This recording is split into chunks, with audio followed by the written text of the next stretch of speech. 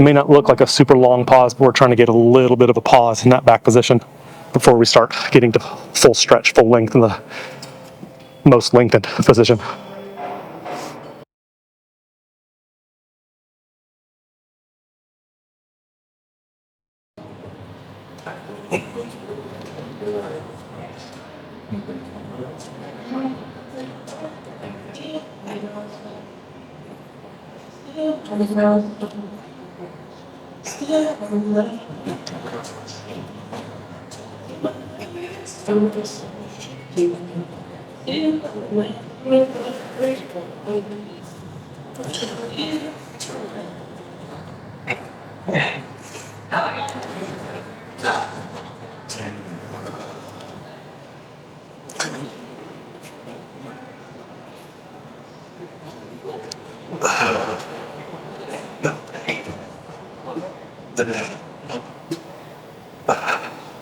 Welcome back, YouTube. Today we got a little back and bicep day, just warming up the upper body, getting some blood flow into the shoulders, arms, everything. So just doing some face pulls to work on that external rotation, just some real low, kind of just high volume rows, and then some pullovers to get that lat into a really good lengthened stretch position. So pretty standard, pretty solid, just kind of comprehensive warm up, trying to take our time and kind of just make sure we're ready to get into those working sets.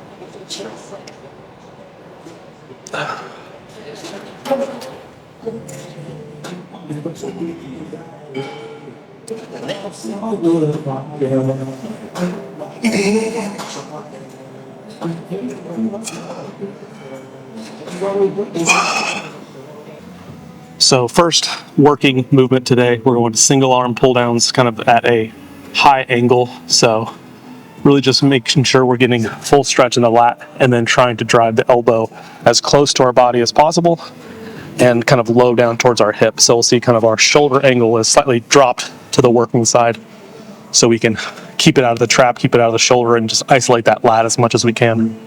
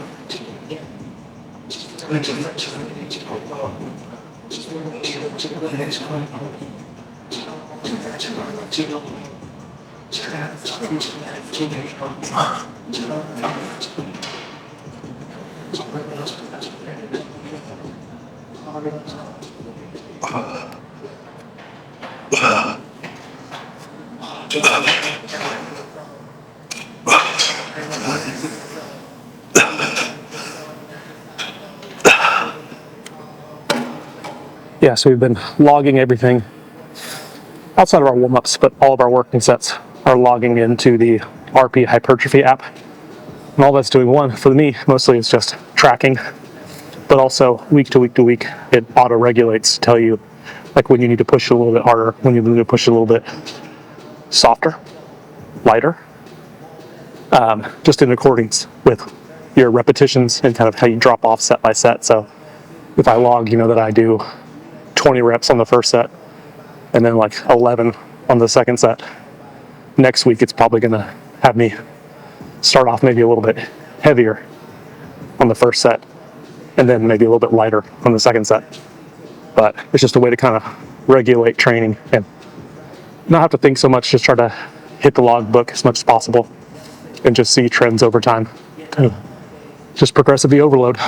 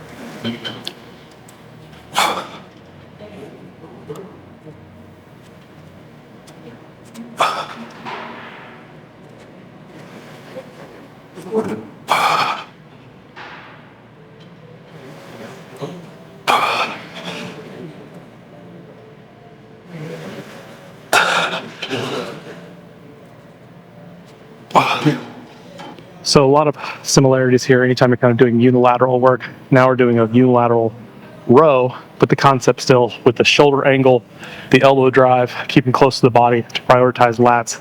It's all the same. So just dropping the working side shoulder down just a little bit, focusing on driving the elbow down to the hip, to the rib cage, and just trying to make sure we're getting all the way back there as much as we can.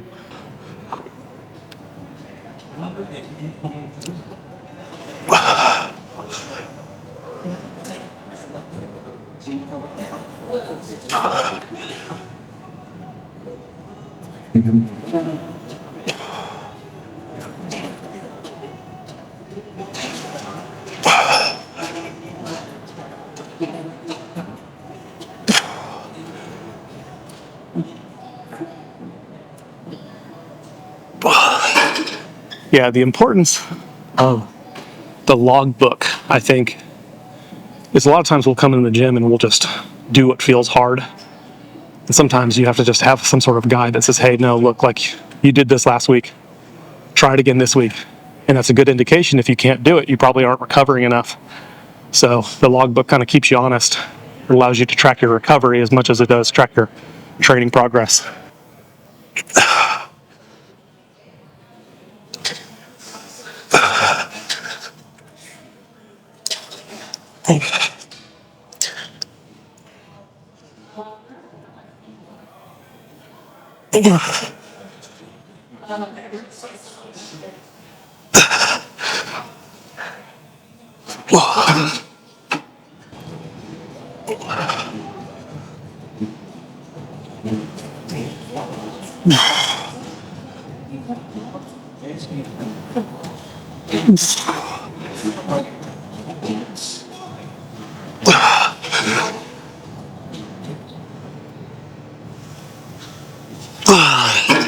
Good solid stimulus, good solid pump right now, and we got some good way to go on this. So one more set here, then we'll move on to some pull downs chest supported rows, and then some accessory work.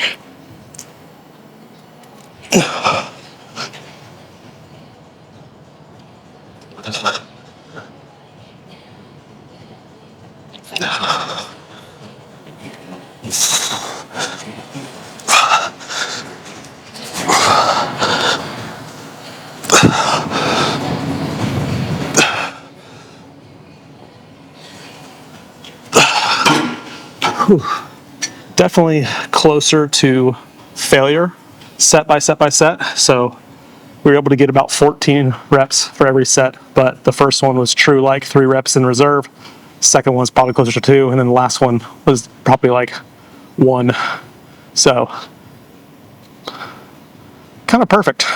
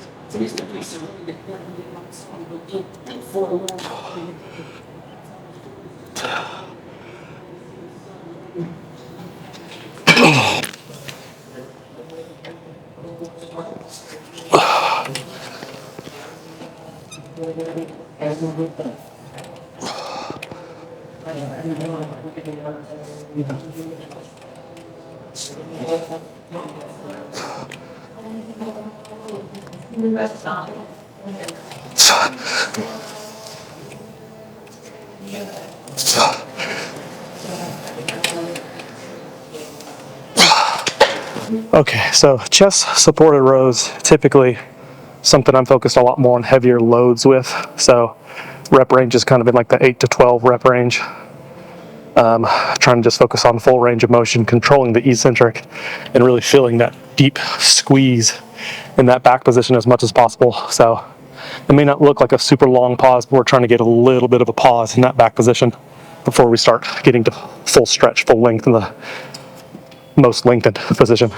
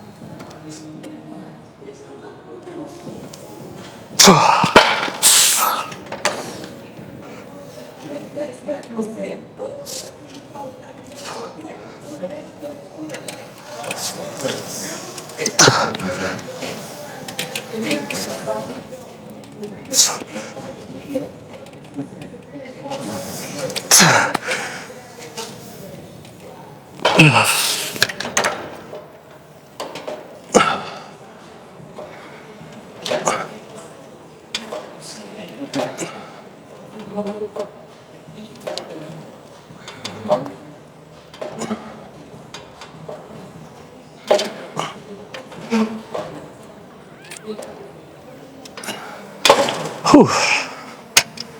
Utilizing the prime here for our wide grip pull downs. One, just because it kind of has a diverging nature to it naturally, so it's going to force us to drive outwards. But also, again, so we can play with cam positions. We're overloading the lengthened phase at the very top, and it gets a little bit easier at the bottom when the lats are going to be a little bit less leveraged. So, again, really just about creating width in the lats, thickness in the mid back, and just pulling hard and heavy consistently.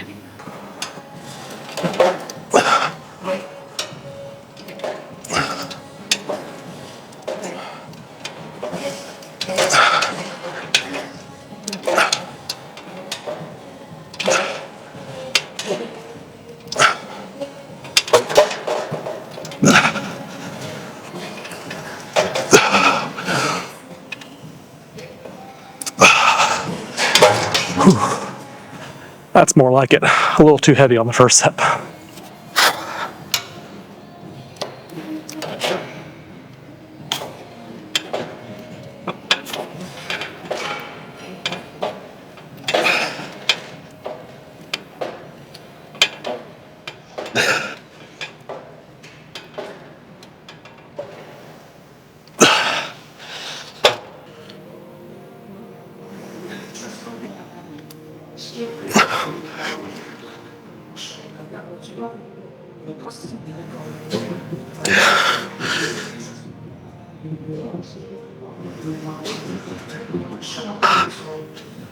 Left lat still a little sticky.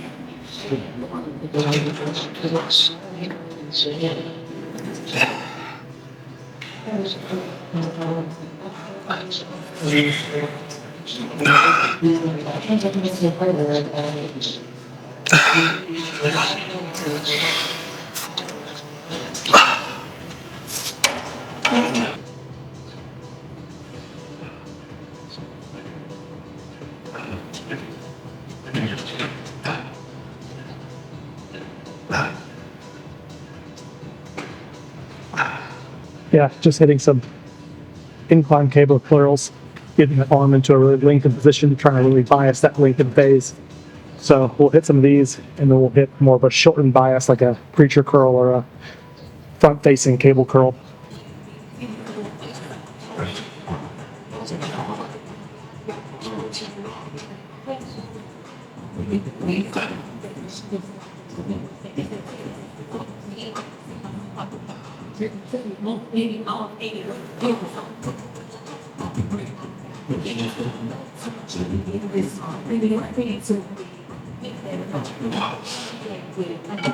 Yeah, these muscle groups we're taking a little closer to failure, so not moving like 3 in the tank, but like the 1 in the tank. Not going all the way to failure, but as close as we can.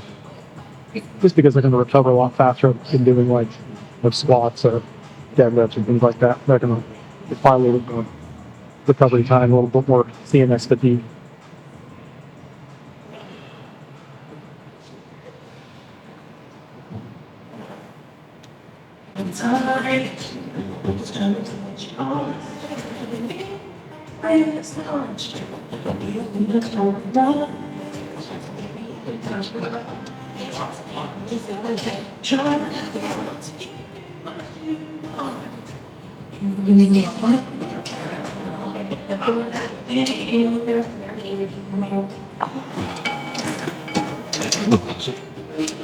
Snuck up on me.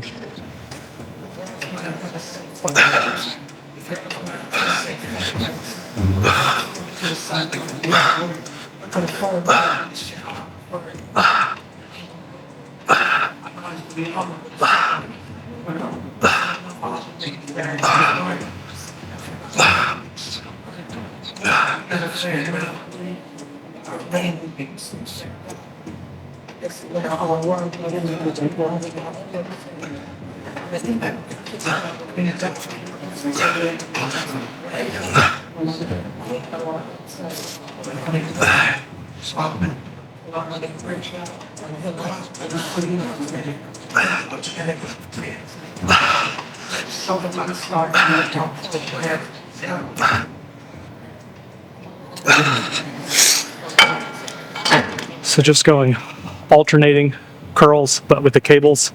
Again, kind of biasing that shortened phase.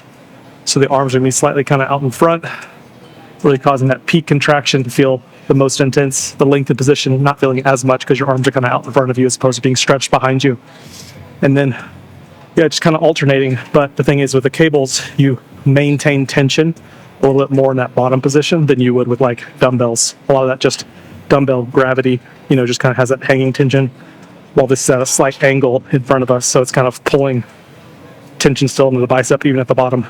Just a little more effective, in my opinion.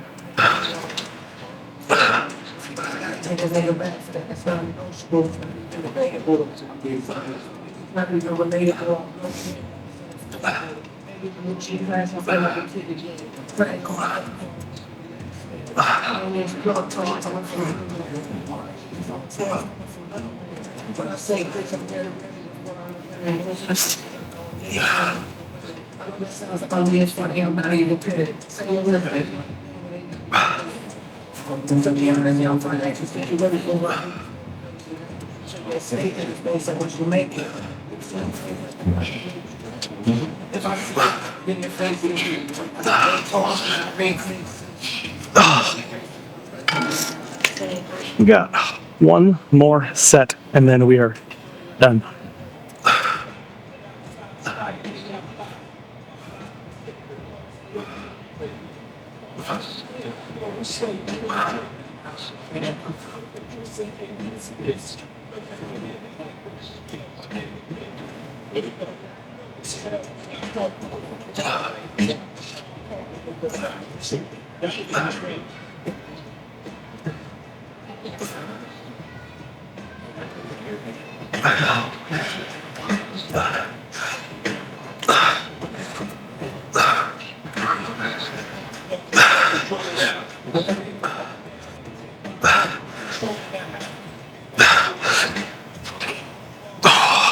That is a wrap for today. Really solid back bicep session overall. I've really found, I mean, it's 2 days now, but I've really found using the RP Hypertrophy app just as a standard logbook. One, it's just a sustainable way for me to have a logbook rather than like carrying a journal and a pen around. You know, you always have your phone with you, but knowing that the workouts that I'm doing now, the weights that I'm choosing, the reps that I'm choosing are all going to have a direct effect on how my workout is going to be next week. It makes you really, really work just a little bit harder. And part of that's just having a logbook in general.